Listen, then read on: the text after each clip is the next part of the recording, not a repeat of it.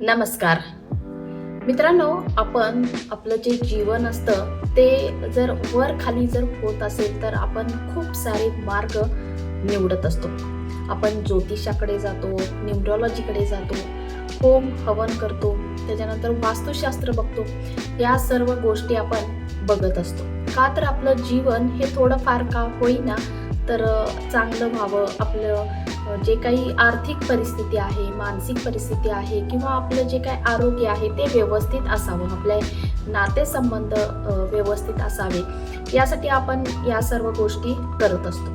मित्रांनो, या सर्व ज्या गोष्टी आहेत त्या आपण बाहेर बघत असतो आणि निसर्गाचा तर नियम सांगतोच की तुम्ही जे विचार करता, ज्या तुम्ही गोष्टी तुमच्या सबकॉन्शियस माइंडला सांगता, त्या गोष्टी तुम्ही तुमच्या जीवनामध्ये अट्रॅक्ट करत असता. नमस्कार, मी मोनाली माने, माइंड रिप्रोग्रॅमिंग ट्रेनर, आणि मी यूट्यूबवरती सक्सेस फॉर्म्युला हे चॅनल ओपन केलेलं आहे. त्याच्यावरती मी अफर्मेशनचे व्हिडिओ टाकत असते. जे मी प्रॅक्टिस करत असते तेच त्याच्यातलाच एक थोडाफार भाग मी यूट्यूबवरती टाकत असते. तर मित्रांनो, लॉ ऑफ अट्रॅक्शन ही आता जवळजवळ लोकांना परिचयाची गोष्ट झालेली आहे. प्रत्येकजण लॉ ऑफ अट्रॅक्शनच्या स्टेप्स फॉलो करत असतो. आता त्याला प्रत्येकाला माहीत झालेलं आहे की आपल्या जीवनाचे नियम काय आहेत. मी काय वेगळं सांगणार नाही, परंतु एक गोष्ट मला सांगायची आहे की लॉ ऑफ अट्रॅक्शन फॉलो करत असताना आपण वेगवेगळ्या टेक्निक आपण फॉलो करतो. अफर्मेशन म्हणतो, रायटिंग करतो, त्याच्यानंतर आपण 5 टेक्निक वापरतो, व्हिज्युअलायझेशन करतो, विजन बोर्ड बनवतो. ह्या सर्व गोष्टी ज्या आहेत त्या आपण लॉ ऑफ अट्रॅक्शनमध्ये करत असतो. परंतु लॉ ऑफ अट्रॅक्शनमध्ये ह्या सर्व ज्या गोष्टी आहेत ह्या करण्याच्या पहिला म्हणजे सर्वात पहिला प्रथम जी गोष्ट आहे लॉ ऑफ अट्रॅक्शनमध्ये किंवा मॅनिफेस्टेशनमध्ये किंवा आपल्याला जी काही पाहिजे ती गोष्ट अट्रॅक्ट करण्यामध्ये, ती सर्वात पहिल्यांदा जी गोष्ट आहे ती म्हणजे आपली व्हायब्रेशन, आपली फ्रिक्वेन्सी. आपण जे काही गोष्ट अट्रॅक्ट करत असतो आपल्या जीवनामध्ये ती फ्रिक्वेन्सीवरती अवलंबून असते. जर बाहेरच्या जगामध्ये बघायला गेलं तर सर्व काही आहे, परंतु आपल्या जीवनात नाही. कारण का तर आपली फ्रिक्वेन्सी त्या वस्तूच्या फ्रिक्वेन्सीशी मॅच झालेली नाही. तर फ्रिक्वेन्सीवरती काम करणं सर्वात पहिला महत्त्वाचं काम आहे या लॉ ऑफ अट्रॅक्शनमध्ये. तर ही फ्रिक्वेन्सी आपली अवलंबून असते आपल्या मूडवरती किंवा आपल्या विचारांवरती. दिवसभरातील एक 12 तास जरी धरले आपण, 12 तास मधले थोडेफार 8 तास आपण झोपेतच असतो, परंतु झोपेमध्ये असताना सुद्धा आपली फ्रिक्वेन्सी ही वर खाली होत असते. झोपताना ज्या पद्धतीचे आपण विचार करून झोपतो त्याच पद्धतीची फ्रिक्वेन्सी ही रात्रभर चालू असते.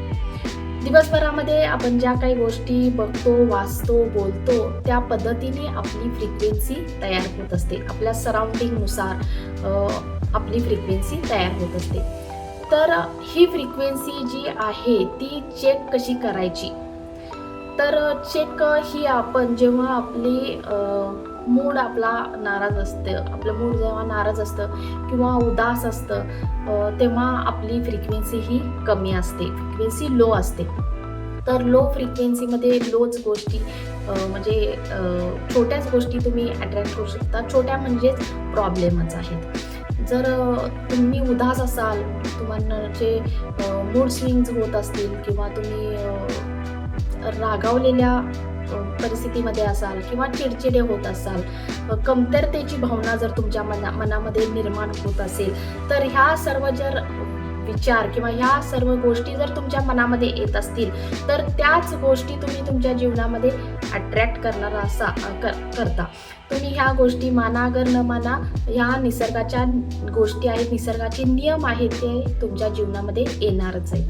तर सर्वात महत्त्वाची गोष्ट म्हणजे तुमची फ्रिक्वेन्सी, तुमची व्हायब्रेशन. तर ह्या व्हायब्रेशनला हाय लेवलला कसं ठेवायचं? जेव्हा तुम्ही खूप आनंदात असता, जेव्हा समजा तुम्हाला जॉब नाही आहे, तुम्हाला अचानक जॉब लागला, तर ती जी फ्रिक्वेन्सी असते तर ती फ्रिक्वेन्सी एकदम हाय फ्रिक्वेन्सी असते. तुमच्याकडे तुमचा जेव्हा पगार होतो, तुमच्या अकाउंटमध्ये सॅलरी पडते, तेव्हाची जी फ्रिक्वेन्सी असते ती हाय असते.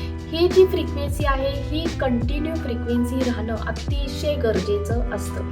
तुम्ही जर लॉ ऑफ अट्रॅक्शनमध्ये मॅनिफेस्टेशन करत असाल, मोठ्या गोष्टी जर मॅनिफेस्टेशन करत असाल तर ही गोष्ट खूपच महत्त्वाची आहे, तुमची फ्रिक्वेन्सी. ही जी फ्रिक्वेन्सी आहे ही तुम्हाला मेंटेन ठेवणं गरजेचे असते आणि ह्याच्यावरती काम करणंही खूप गरजेचं असतं. तर यासाठी काय करायचं तर पहिली स्टेप म्हणजे तुम्हाला कोणत्या कोणत्या गोष्टी आवडतात ह्या एकदा लिस्ट काढा. म्हणजेच तुम्ही एन्व्हायरमेंटमध्ये फिरायला जायला आवडत असेल, ड्रॉइंग आवडत असेल, पेंटिंग आवडत असेल, म्युझिक आवडत असेल, तर ह्या ज्या गोष्टी आहेत ह्या तुम्ही एका कागदावरती लिहून काढा. आणि जेव्हा जेव्हा तुम्हाला मूड स्विंग होत असेल किंवा तुम्हाला उदास वाटत असेल तर तुमची फ्रिक्वेन्सी बदलण्यासाठी तर ह्या गोष्टी तुम्ही अवलंबू शकता.